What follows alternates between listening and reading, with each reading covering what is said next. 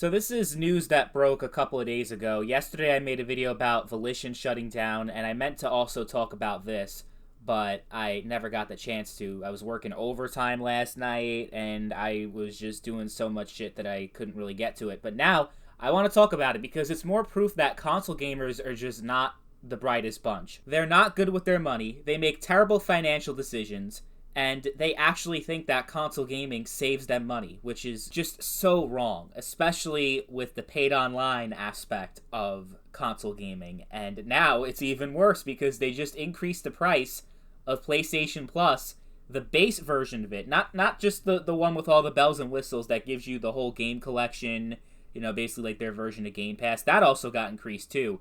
But the base version that just gives you online multiplayer is $80 a year now. $80 a year! That is insane. But you know what? It makes sense because console gamers are dumb enough to pay them. The only reason why we have paid online in the first place is because console gamers are naive enough to pay for it. I was having this conversation with my friend the other day because he was talking about how PC gaming is just this really expensive thing that your average person can't get into. It's unaffordable.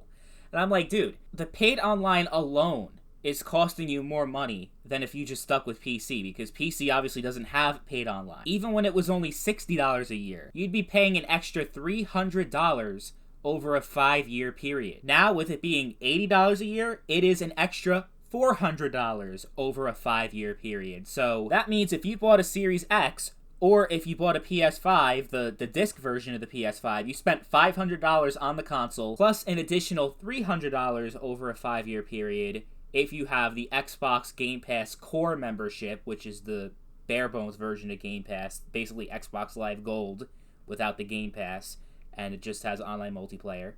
So $800 over 5 years if you have a Series X, $900 over 5 years if you have the disc PS5, or $800 if you have the disc-less PS5, which is worth noting because the paid online alone matches the price, essentially, of a graphically equivalent PC that's pre-built.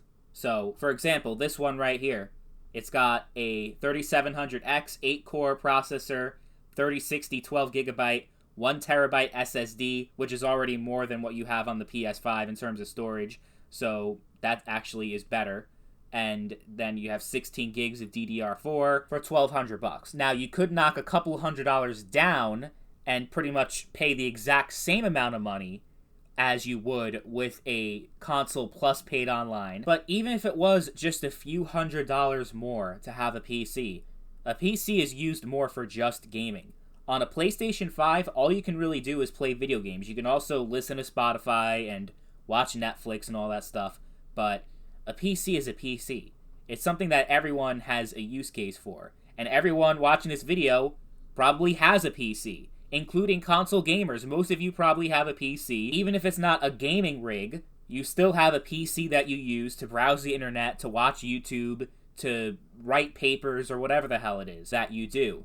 So why not combine both expenses into one thing so you get the best gaming experience and the best overall experience, because you could do literally anything you want on a PC. And I feel like a fucking parrot because this is shit that I've said over and over again on this channel over the years, but I'm someone that's in a unique position because I'm someone who made a name for myself being a console fanboy and being someone that was spouting the same bullshit that I'm now speaking against. I used to be one of you people until I discovered a thing called basic mathematics. And when you crunch the numbers, it's pretty easy to figure out that console gaming is a complete scam. It has absolutely nothing to offer to the modern day gamer in 2023. It used to have a utility back in the day when PC gaming was just this convoluted thing that was a pain in the ass to set up, which, despite what console gamers would have you believe, is simply not the case anymore. PC is incredibly user-friendly and easy to use in 2023. And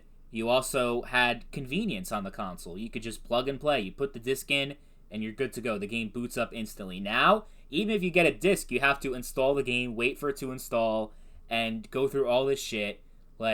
It's like consoles are becoming more and more convoluted as the generations go by. Maybe it's just that the console can't keep up with technology and they can't stay convenient. Like, you don't have discs that can hold 200 gigabytes of storage. I mean, technically they do exist, but they're not really investing in that because discs are kind of they're becoming obsolete. But because of that, with the digital distribution, and because games are getting bigger and bigger and bigger, and are all tied to digital distribution and DRM, what's the difference between getting a console game and a PC game? The argument used to be that when you have a game on console, you own that game. That has not been the case for at least a decade, if not longer. Console gamers are like people that are stuck in abusive relationships, and despite the obvious signs that they need to get out of it, they just don't care. They're going to keep supporting Sony, Microsoft, Nintendo. Nobody can logically and rationally justify the existence of paid online for a console. Back in the day with Xbox Live Gold, I'm talking not even the 360 one, I'm talking about the original Xbox. It was the first of its kind back in 2002. And they did charge for you to play online, but back then, there was nothing like it before. It was way ahead of its time, and it was definitely worth the money, especially considering GameCube had only a handful of games that you could play online, and PS2 Online was like this weirdly put together thing that was a pain in the ass to set up, and the netcode was terrible, and there are so many problems with it. But with these days, it's like you can't even argue that PlayStation Plus or Xbox Live Gold offers you something that the online on PC simply does not. Especially with all the Discord integration, now everyone pretty much uses the same shit, whether you're on console or PC. And now we play the same games too, which is like, that really made my blood boil, because the last generation, I played a lot of Xbox One, and I was pretty happy with the Xbox One until, first of all, we didn't get any games on it. The exclusives, it was just so dry, they're Microsoft's releases with the first party. But even, like, all that aside, the games that they did have, they started putting them all on PC, like the Halo Master Chief Collection, Gears of War 5, games that, in order to play online on the Xbox, you would have to pay for the Xbox Live Gold, $60 a year, but the same exact game on PC, you didn't have to pay anything to play online. And that's what completely turned me away from console gaming, and especially Xbox, was that business practice. Like, if you still support the Xbox console ecosystem, knowing that you're paying all this money a year to play your games online, but the same exact game is on another platform that you don't have to pay online for, you're an idiot. I'm sorry, but it's true. And now Sony's putting all their games on PC too, so you can't even talk about exclusives. That's not something that they have over PC, especially since PC has a lot more of them. And you can't even talk about, but Game Pass adds so much value. If you pay $15 a month, you get 100 plus games that you can access, except if you really want to do a dick measuring contest in terms of how many games you could play, PC always destroys every single console put together. Every single console that's ever come out combined. The entire library of all those games. PC is always going to have more games.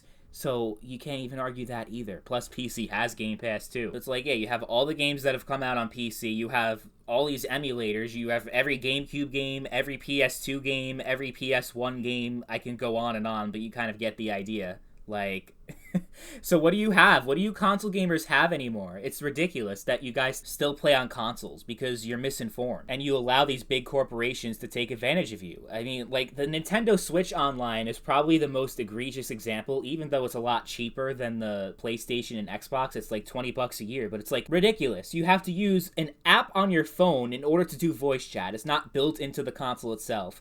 And the overall online infrastructure is somehow worse than what you had on the Wii U a generation before. And you didn't have to pay anything to play the Wii U online. Not that anyone would have paid because no one even had a Wii U, but still. I'm at a point in my life now where I have a lot of disposable income that I mostly dispose into cryptocurrency, but that's, a different story for a different day. But I have enough money where I can buy an Xbox Series X, a PlayStation 5, and a brand new PC like 5 times over. I could buy everything, but I'm just like, I can't justify buying something that's going to be a $500 paperweight, essentially. It's going to have no utility for me. I already have a PC, so that means I already have a good chunk of the PS5 library and almost the entire Xbox library. So why would I even get a console just based off that alone if I already got a PC? And even if I don't have one, or if I need an upgrade or need to get a new one, it's like, obviously, I'm going to go with the PC.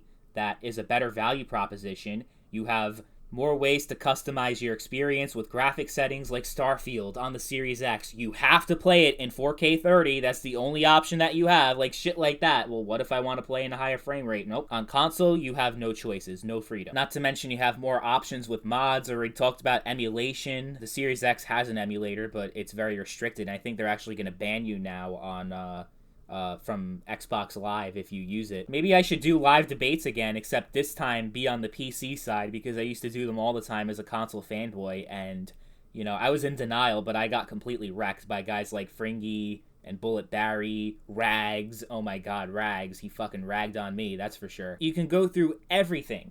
Everything that you can do on a console, you can do better on a PC. The big talking point that console fanboys have when talking against PC is the cost, but with the paid online, that can't even be an argument anymore, especially with it being increased even more now. It's because you dumb motherfuckers are still gonna pay them no matter what they charge. You guys are gonna whine and cry and complain on Twitter, but at the end of the day, you're gonna fork over the extra $20 a year. You're gonna pay the $80 without hesitation. You're the same people that pre-order every single game that you buy and then complain the game isn't good. Well, if you didn't give them guaranteed money that they were going to get no matter how good or bad the game was, then, you know, it's like, what did you expect? If you continue to let these business practices slide and continue to let it happen and you remain complacent, how do you expect anything to change? And it's not necessarily about the money itself. I'm sure most of us are adults and we can afford $80 a year. That's not the point. It's the principle itself. You're not delivering $20 extra a year of value